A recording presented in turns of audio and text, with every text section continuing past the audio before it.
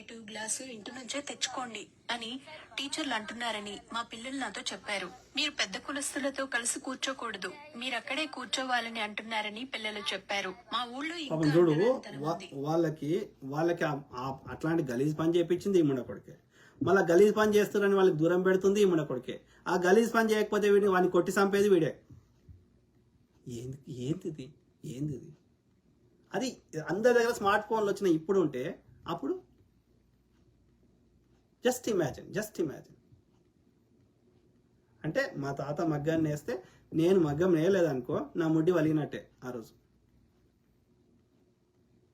నువ్వు వాడు చెప్పిన సనాతన పుస్తకమే తీసుకుందాం, రామాయణం తీసుకుందాం. శంభుకుని ఎందుకు చంపిండు? వాడు తపస్సు చేస్తుండని చంపిండు అన్నాడు బీసీ వాడు తపస్సు చేస్తే నీకు వచ్చిన నష్టం ఏంది?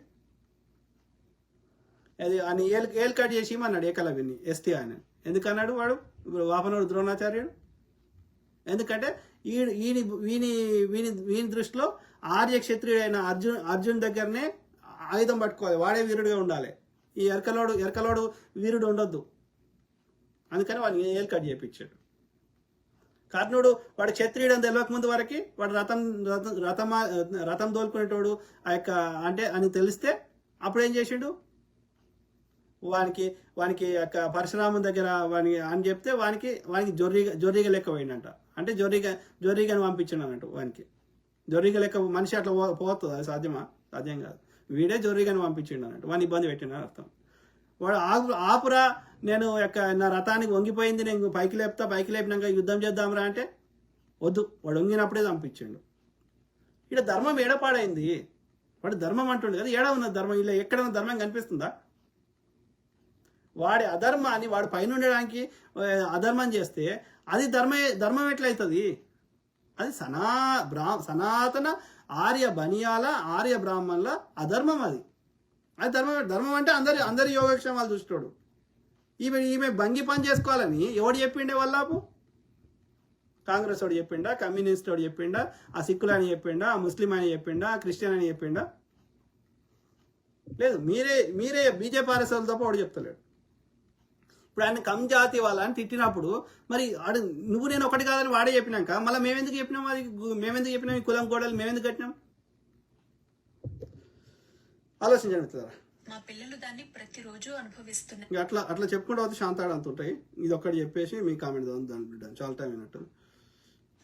ఈ భూమి మీద ఏ జీవి సరే బతికి బట్ట కట్టాలంటే ఆహారం సంపాదించుకోవాలి. ఆ ఆహారం లేకపోతే ఎవరు బతకలేరు. కానీ భారతదేశంలో మాత్రం అన్ని జీవులు ఆహారాన్ని కష్టపడి సంపాదించుకుంటాయి. ఒక్క జీవి మాత్రమే పేయిలకెళ్ళి చెమట సుక్క రాలకుండా బతుకుతా ఉంటది. ఆ జీవిని చూస్తారా, పట్టుకొచ్చినా చూడరు. బాధపడే దానికి చాలా దోషం ఎక్కువగా ఉంటుంది. అందుకు మీరందరూ కూడా ఎప్పుడైనా కూడా బ్రాహ్మణుడు అంటేనే భగవంతుడి స్వరూపుడు అని వేదం చెప్తా ఉన్నది. నిజమా? వేదం రాసినాడు ఎవడు? చెప్పండి మీరు. ఎవడు రాసిండు వేదం? ఎవరు రాసిందా అంటే వాడిని రాసినవాడిని తిడతామని చెప్పి అది ఎవడు రాయలేదు, బ్రహ్మ ముక్కులకెళ్ళి వచ్చినాయి అని చెప్తున్నాడు. బ్రహ్మ ఓడరా అంటే మాకు తెలియదు అంటున్నాడు. ఏడుంటారా వాడు అంటే చెప్తలేడు. తీసుకురారా వాడిని 4 అందాం చెప్పాడు. అంటే వీడి యొక్క అన్యాయము, దోపిడీ, అడ్డమైన అన్ని వానికి బ్రహ్మ అని ఒకరిని పెట్టిండు, ఒకరిని క్రియేట్ చేసి పెట్టుకున్నాడు అన్నట్టు. ఈ బ్లేమ్ వీడి తీసుకోడు అన్నట్టు ఈ చెత్తకి. దయచేసి మీరు ఆ విమర్శను లోపలికి మాత్రం వెళ్ళమాకండి. ఎందుకంటే వెళ్ళిరానుకో నీకు ఒక పైసా ఏరుండిలా నీ తోలు తీస్తారు, నీ ముడ్డి వల్ల కొడతారు. కాబట్టి వెళ్ళొద్దు అంట వానికి. బ్రాహ్మణ్ణి దూషించిన, బ్రాహ్మణ్ణి బాధ పెట్టిన, బ్రాహ్మణుల యొక్క ద్రవ్యాన్ని దొంగలించిన, లేకపోతే బలాత్కారం చేసిన, బ్రాహ్మణ స్త్రీని మనం చెడు అభిప్రాయంతో చూసిన జన్మల మన వంశాలన్నీ కూడా నిర్మూల్యమైపోతాయి అని అట్లా రాసినవాడు వాడు బ్రాహ్మణుడే. ఓకే, మరి బ్రాహ్మణ స్త్రీని చూచినా, బ్రాహ్మణ ద్రవ్యాన్ని దొంగిలించినా, ఇంకోటి చేసినా జన్మలు పాపం అయితే మరి శూద్రుడి యొక్క భార్యని అట్లా 3 రాత్రులు గడిపినప్పుడు, వీని మూతికి ముడ్డికి చీపురు కట్టినప్పుడు, వీనికి రోడ్లు ఊడిచిన సండాసులు గడిపించినప్పుడు, వీనికి రోడ్లు ఊడిపించినప్పుడు మరి ఎవడి జన్మలు నిర్మూల్యం కావాల్సింది? ఆర్య బనియాలయ్యి ఆర్య బ్రాహ్మణులే కాదా? చెప్పండి. ఎన్ని చట్టాలు ఎన్ని నరబలు ఇచ్చేవాళ్ళు శూద్రులని. ఎవరు పెట్టింది ఈ కల్చరు? చెరక పూజ, కూర్చునే హక్కు లేదు శూద్రునికి. అరుగుల మీద కూర్చుంటే పిర్రలు కోచిర్రు. ఆడ వడయారు బ్రాహ్మణులు కేరళలో. ఏది ఆ యొక్క దళిత స్త్రీ యొక్క పై వస్త్రం వేసుకోవద్దు. వాడు బ్రాహ్మణుడు వచ్చి ఆమె బ్రెస్ట్ కొలిసి ఆమె బ్రెస్ట్ సైజుని బట్టి ట్యాక్స్ తీసుకున్నాడు.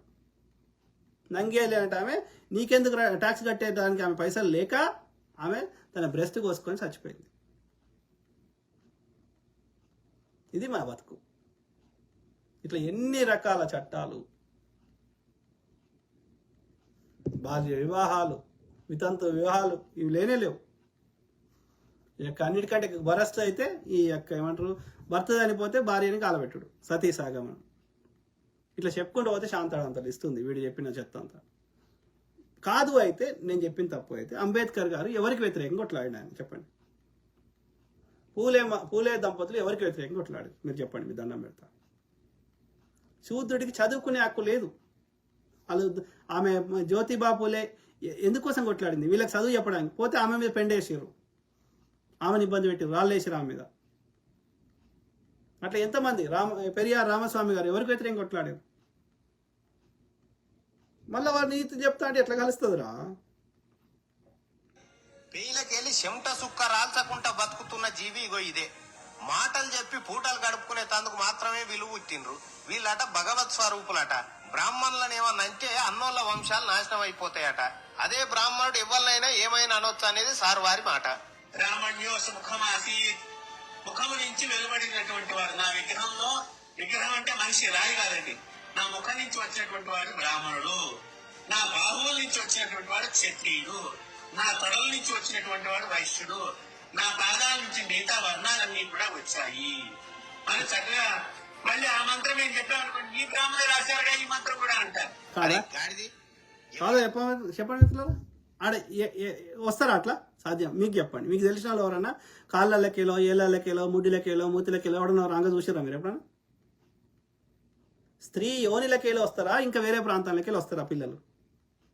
మీరు దయచేసి చెప్పండి. ఆ జంతువు అయినా మనిషి అయినా ఆ యొక్క యోని భాగంలోకి, స్త్రీ యోని భాగంలోకి వస్తారా, మిగతా ఏ ప్రాంతాలకి వస్తారా? ఎందుకు తప్పు రాంగ్ చెప్తావు? బ్రాహ్మణుడు ఎవరి ముక్కులకెళ్ళి వచ్చిండో చూపెట్టురు, ఏడొచ్చిండో చూపెట్టురు. అంటే ఎన్నేళ్ళు ఇట్లా ఉల్లు చేస్తావు? అది సాధ్యమా? అది సృష్టిలో ఒక మనిషి. I'm not talking about human, it take any animal. బర్రె ఈనింది అంటారు, లేకపోతే ఆవు ఈనింది అంటారు. దాన్ని ఏడుకెళ్ళి వస్తుంది. దున్నపోతులకెళ్ళో ఎద్దులకెళ్ళి రాదు కదా. ఆడ అది ఆవు బర్రెనో, ఫిమేల్ కావు ఆర్ ఫిమేల్ బఫెలో ఆవు కానీ బర్రె ఎడికెళ్ళి వస్తుంది? దాని యోని భాగంలోకి వెళ్ళే కదా. మనిషి అయినా అంతే కదా. మరి బ్రహ్మ ముక్కులకెళ్ళి ఎడికెళ్ళి వచ్చిర్రా, పాదాలకెళ్ళి ఎడికెళ్ళి వచ్చిర్రా? సాధ్యమారా? అంటే సృష్టికి విరుద్ధమైన పనులు చెప్తే ఏం చేయాలి? నేను తల ఎడబెట్టుకోవాలి. Is it possible? ఇప్పుడు కోట్ల సంవత్సరాల క్రితమైనా సాధ్యమా అది? Is it possible? అది సాధ్యం అవుతుందా? ఆమె ద్రౌపది అనేట ఆమె అయోనిజ అంటారు. ఎట్లా? యోనిలకెళ్ళి కాకుండా ఎట్లా వస్తారు? అట్లా సాధ్యమా? అది సృష్టిలోనే లేదు. అది సృష్టిలో లేని దాన్ని నువ్వు చెత్త నింపుతా అంటే ఎట్లా కలుస్తారా? వాడెవడో స్ఖలనం చేసిండు, ఆమెను చూడంగానే ఇదైంది. ఆ స్ఖలనం చేసింది జింక మింగింది, జింక మింగితే జింకలకెళ్ళి పిల్ల పుట్టింది. సాధ్యమా అది? Is that possible? ఎందుకు ఈ నా యొక్క మతం పేరు మీద ఎందుకు ఈ చెత్త నింపుతావు? ఎవరిని ఉల్లు చేస్తావు? Show me the data, show me the evidence. ఇట్లా అడగొద్దు, ఇట్లా లాజికల్ క్వశ్చన్ అడగొద్దు, ఇట్లా రేషనల్ థింకింగ్ చేయొద్దు.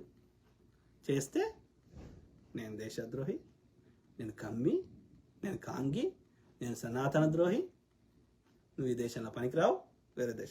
వేరే దేశంలో ఉంటే గాడుని ఎట్లా మాట్లాడతావు? గీడికొచ్చి మాట్లాడు. దొంగ.